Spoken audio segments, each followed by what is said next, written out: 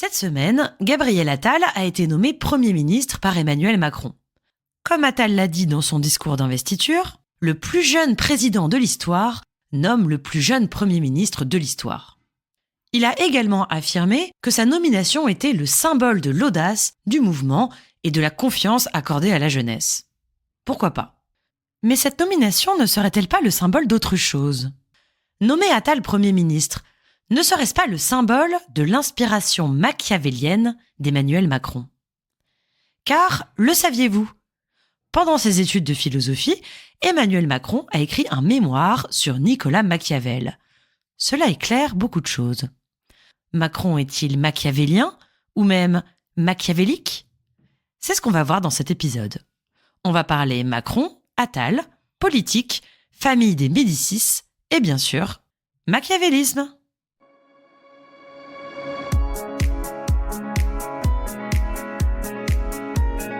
Bonjour à toutes et à tous et bienvenue dans le Fil d'Actu, le podcast qui porte un regard philosophique sur l'actualité. Par Alice de Rochechouart. Machiavel est un philosophe politique italien de la Renaissance. Au début du XVIe siècle, il commence par être diplomate pour la République de Florence, puis il tente de devenir conseiller de Laurent de Médicis quand celui-ci prend le pouvoir. Machiavel est donc une éminence grise, un personnage de l'ombre, qui veut aussi bien servir la République que la prestigieuse famille des Médicis. La famille des Médicis, c'est un peu la famille des Lannister dans Game of Thrones. Ambitieux, riche et peu scrupuleux. Si vous n'avez pas vu Game of Thrones, vous pouvez penser aux Balkany. Cette dynastie, à l'origine des marchands de draps, puis financiers et enfin anoblis, ça nous rappelle déjà quelqu'un, règne sur Florence pendant 2 siècles. Parmi les Médicis célèbres, on trouve tout de même 3 papes et 2 reines de France, dont la femme d'Henri IV, ce qui fait que depuis le XVIIe siècle, la famille royale française descend des Médicis. Revenons à Machiavel. Après être tombé en disgrâce à Florence, il est emprisonné et écrit un ouvrage, Le Prince, qu'il adresse à Laurent de Médicis. Il espère ainsi devenir son conseiller. Ce livre n'est donc pas, au départ, censé être publié. C'est une sorte de lettre de motivation, une démonstration de ses capacités d'éminence grise. Le livre ne sera publié qu'en 1532, après la mort de Machiavel. Machiavel y expose sa vision de la politique, une vision radicalement nouvelle. Alors que, jusqu'à présent, les philosophes cherchaient le meilleur régime politique pour perfectionner les hommes, Machiavel chasse la morale de la politique. La question qu'il pose est celle-ci. Comment obtenir le pouvoir et le conserver ? Le prince ne doit pas chercher le bien, mais l'augmentation et la conservation de sa puissance et son pouvoir. On dit de Machiavel qu'il est le fondateur du réalisme en politique. Il ne s'intéresse pas à ce que les hommes devraient être, c'est-à-dire vertueux, mais à ce qu'ils sont. Et comment sont-ils ? Machiavel est implacable. Des hommes, en effet, on peut dire généralement ceci, qu'ils sont ingrats, changeants, simulateurs et dissimulateurs, ennemis des dangers, avides de gains. Et on ne pourra pas les changer.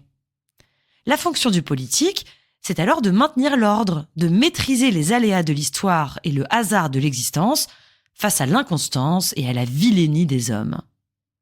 Dans ce cadre, un bon prince est un prince efficace, qui sait s'adapter aux circonstances et sentir l'humeur des foules. La vertu du prince, c'est son habileté, sa capacité à se maintenir au pouvoir et à conserver son autorité. Et pour cela, tous les moyens sont bons. La fin justifie les moyens, comme le dit la formule célèbre, qui n'a pas été écrite par Machiavel, contrairement à ce qu'on croit. Le prince, pour être efficace, a le droit de mal agir, de trahir ses promesses, d'user de tous les stratagèmes. On n'exige pas de lui qu'il soit moral, mais qu'il soit habile, et même opportuniste. Selon Machiavel, le prince doit même user de violence pour inspirer la crainte.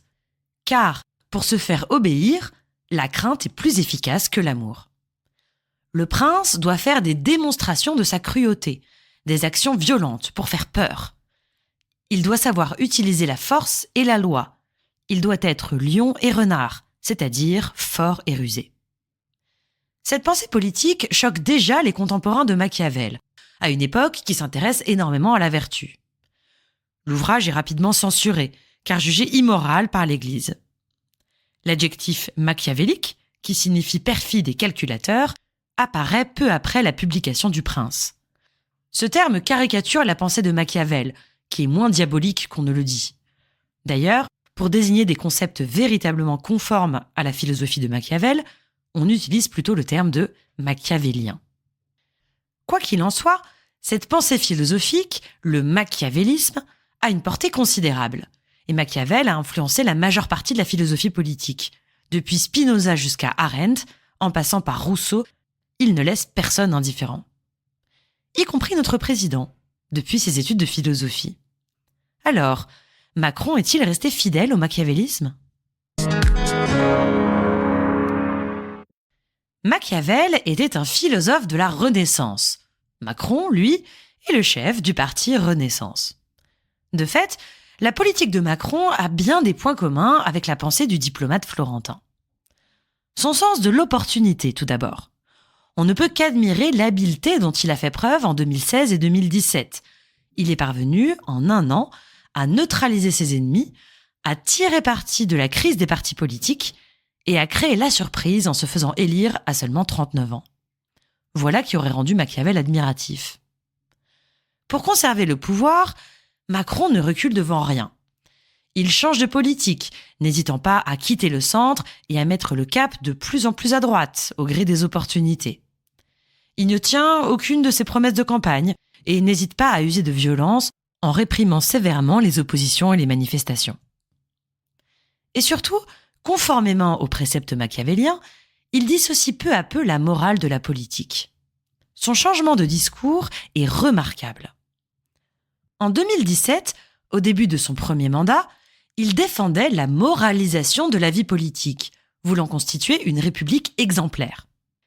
Il affirmait alors que le principal danger pour la démocratie est la persistance de manquements à la probité parmi des responsables politiques. 7 ans plus tard, il a fait volte-face. Jamais autant de ministres et députés de la majorité n'ont été mis en examen pour des faits de corruption, de détournement de fonds publics, de trafic d'influence et de violences sexuelles.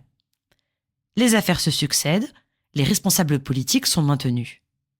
Le seul critère pour rester en poste semble être l'obéissance.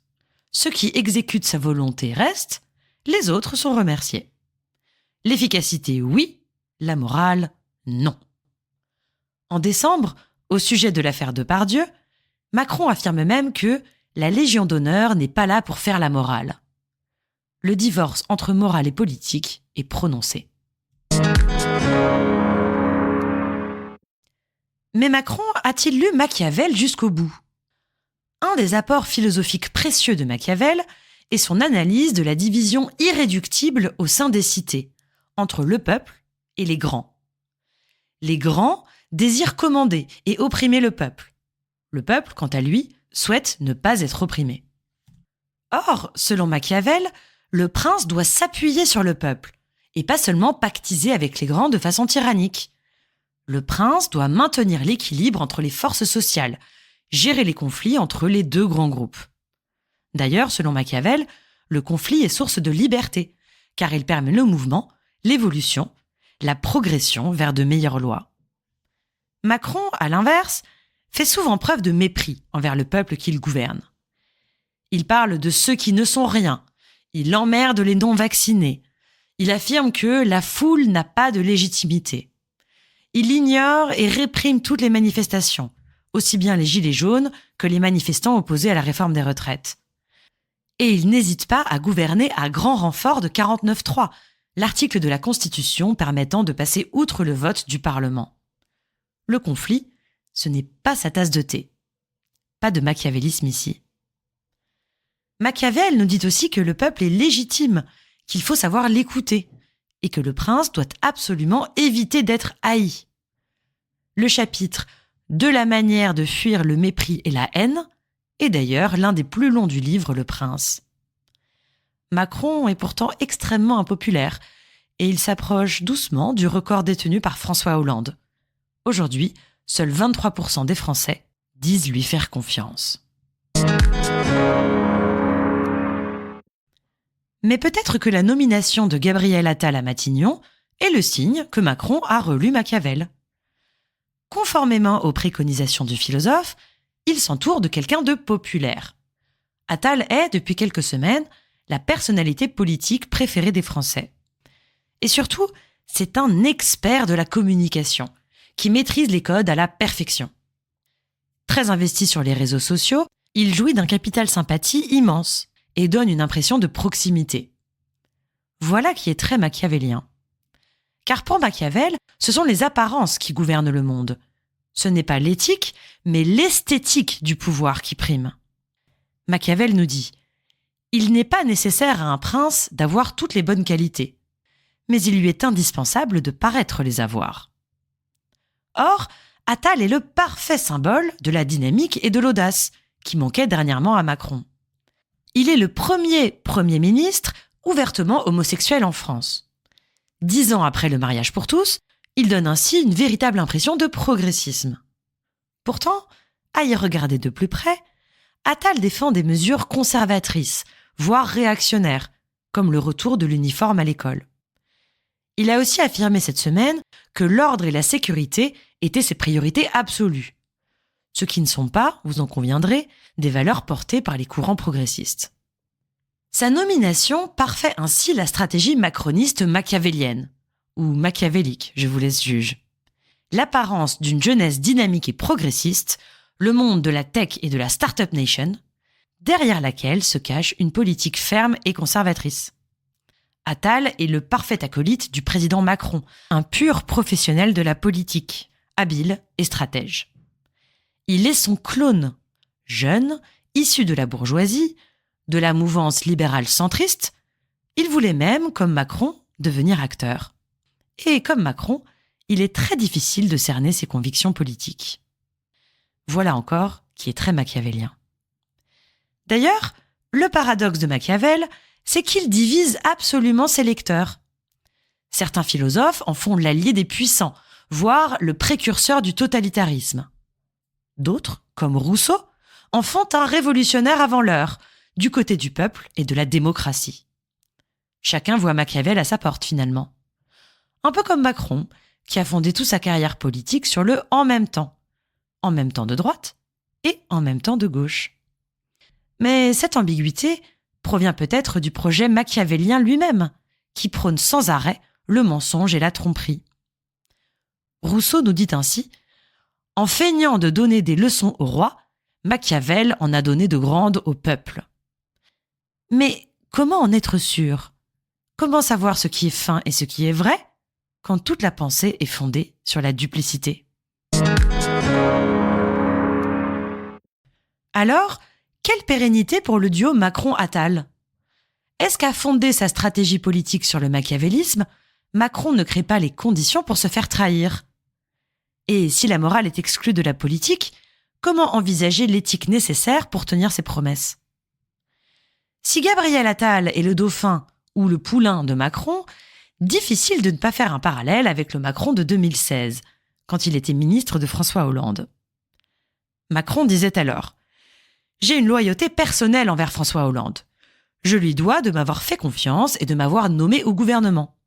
En même temps, lorsqu'un président nomme quelqu'un ministre, il le fait parce qu'il pense que c'est bon pour son pays, pas pour en faire son obligé. » Loyauté et prise de distance dans la même phrase. Une belle illustration du en même temps macroniste d'inspiration machiavélienne. Lors de son investiture à Matignon, Attal a, quant à lui, remercié 2 fois Emmanuel Macron. Macron devrait-il se méfier des remerciements de son jeune allié ? Prévoit-il d'en faire son successeur à l'Élysée ? Ou bien Macron a-t-il nommé Attal à Matignon pour le rendre impopulaire avant l'élection de 2027 ? Tant on sait que le poste de Premier ministre conduit à se faire détester des Français ? Le principe du machiavélisme, c'est qu'on ne connaît pas les intentions et qu'on s'intéresse principalement aux conséquences. 5 ans après la publication du Prince de Machiavel, Alexandre de Médicis, duc de Florence, est assassiné par son cousin Lorenzo. Avec le duo Macron-Attal, les Médicis sont-ils revenus à la cour du royaume de France ?